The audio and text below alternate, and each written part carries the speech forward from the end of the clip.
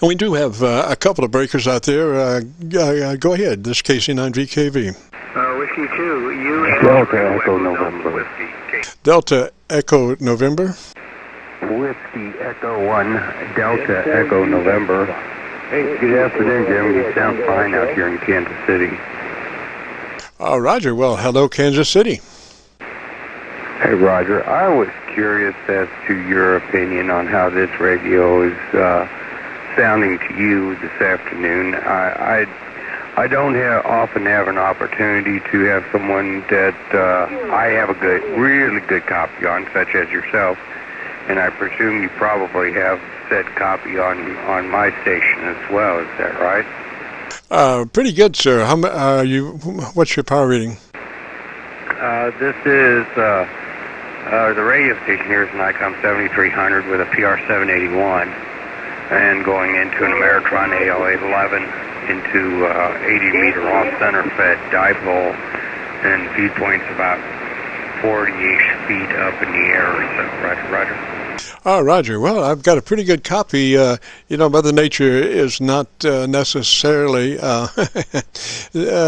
stable, so it comes and goes. But by and large, I've got a good copy, and your audio seems to be very good. You're running about 2 to 3 dB dynamic range, which means your average peak modulation is somewhere around 80%. So you have a nice fat audio signal. Tell me a little bit more about your antenna system. Hey, Roger. Well, it's kind of a homebrew. I wound the ballon myself. It's got a 4-to-1 ballon in it, and it's actually cut for 3916. I really wish I had I really wish I had an antenna analyzer. It sure would make the art of ballon building a lot easier. Instead, I just kind of had to hope and guess, and I guess I did okay. It's fairly resonant on where I wanted it. It's not quite, but it's pretty close. And that could be somewhere about where it's hung, too, because there's a metal roof over a garage that's in close proximity. So I might be coupled to that roof, too. It's hard to say. Roger, you might be catching a little bounce reflection up into the atmosphere. The thing is, all of our transmissions are skybound and reflected back, and there's nothing moving ground wave. So, skywave is affected, by the time of day. Like 40 is a good daytime frequency, whereas 80 meters is a good nighttime frequency. So. And on your EQ, it's sounding really good. What kind of mic is that you're running? This is a PR781, and the radio it's set for, I've got a lot of treble in it, and a little bit extra bass in it, and the mic gain is at 100%, and the compression is halfway up. And that's where this mic on this radio with what I've got here likes to be. But I've got a question for you. I had an ARC preamp in front of this, and it ran fine for 6 months. And then one day, all of a sudden, out of the blue, I started getting RF in the front end. Everything I did, I looked at it, and as soon as I took that ARC preamp out, it went away. Got any ideas? Gosh, I'm just catching a little bit of blow-by, a little bit of low-frequency blow-by, so I didn't catch a lot of that. Try one more time, please. Okay, I was just curious, have you had any problems with RF in your ARC preamp, or did you take any precautions on that? Oh, well, that is an interesting phenomena, and quite, readily, everybody's problem. The more stuff that you tack onto your audio input to the radio, the more, chances are that you're going to pick up RF. Now, in my situation, I've got a bunch of stuff tied to the input, and I got a bunch of stuff tied to the output of the radio, and then plus running a KW about 3 feet away, So it does make for interesting times. The first thing that you need to consider is a good ground system. A good ground system will help a great deal as far as getting rid of residual RF in your shack. Now I run 3 grounds. I use, it didn't make much sense to me to hook your preamp ground to your 1 kilowatt PA ground. I mean, that is a little absurd. So I have 1 ground that's just for the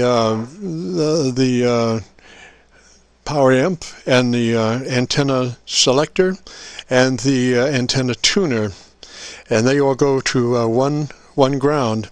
And when you hook those together, the thing is that you want to create what's called a spider ground system. And that is that all your grounds come together at one place. They're not spread out to a copper pipe 2 foot long or something. They come to one place, and you use what's called a split bolt. And that split bolt, you put all your grounds together, including your ground transmission line to your actual ground rod. All those are tied together with one split bolt. Now I use RG8 as my ground cable, because essentially in RF language that RG8 looks like about a 1/2 inch solid copper tube or solid copper lead. So since RF travels on the surface of that, and so anyway, that's 1 ground is the high power ground, and then I have 2 other grounds that are tied together, but running just 1 spider off of them, and that spider handles everything else, the radio and the preamp and all the other associated stuff. So you do make a choice between the the high voltage, the high wattage stuff, and the rest of the station. So and then the 2 grounds running as 1 just makes that ground a lot better. Roger. Hey, roger that. All right, I heard another station in there. I'll stand by. Maybe he might have a comment on this. I'd be curious to know.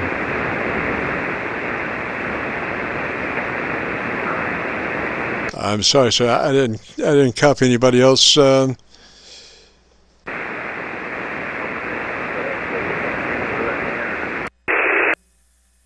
go ahead and take it.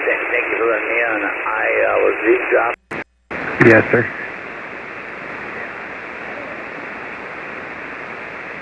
Frequencies in use. Yeah, we got or something. This is Kilo Charlie 9 Victor Kilo Victor, and the Friday afternoon Qso-Vlog program, where we record live from 3:30 till 5, and then post it on YouTube within a couple of days. So one can go to YouTube and bring up do a call letter search for Kilo Charlie 9 Victor Kilo Victor.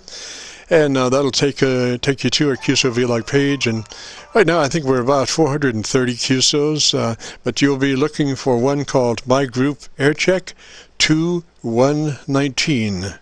My Group Aircheck 2119. This is Kilo Charlie 9 Victor Kilo Victor.